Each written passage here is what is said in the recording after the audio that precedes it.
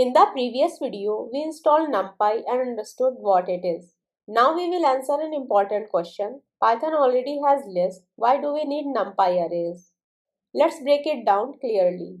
You might ask, if Python list can store numbers, why not just use them? Here is the difference. Python list can grow or shrink dynamically, and Python list can store mixed data types. NumPy arrays have fixed size once created, and NumPy arrays store only one data type. That design choice is intentional. NumPy stores data in continuous memory, same type, same size, no scattered objects. This makes numerical operations much more efficient. Let's take a simple example. Imagine you have 1 million numbers. You want to multiply each number by 2. In pure Python, you would write a loop. Loop through each element, multiply it, store the result. Python executes this step by step, one element at a time.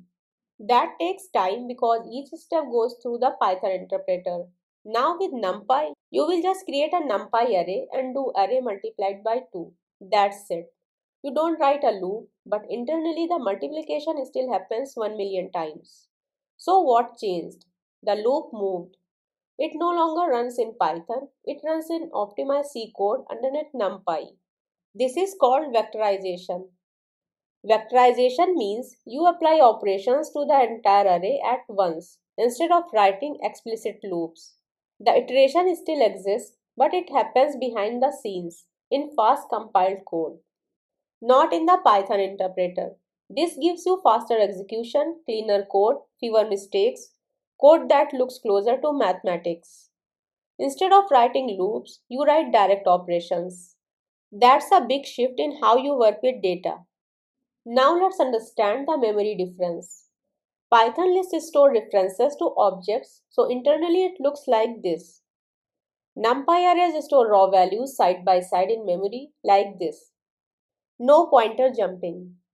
Continuous memory improves CPU cache usage, processing speed, performance at large scale. That's why NumPy handles millions of numbers efficiently. When you train a machine learning model, your features are arrays, your labels are arrays, your weights are arrays, your gradients are arrays. Everything is arrays. NumPy became the standard structure for numerical data in Python. If you understand NumPy arrays properly, you understand how data flows inside machine learning frameworks. In this video, we understood why NumPy lists are not ideal for heavy numerical work, what vectorization means, why NumPy is faster, why memory layout matters.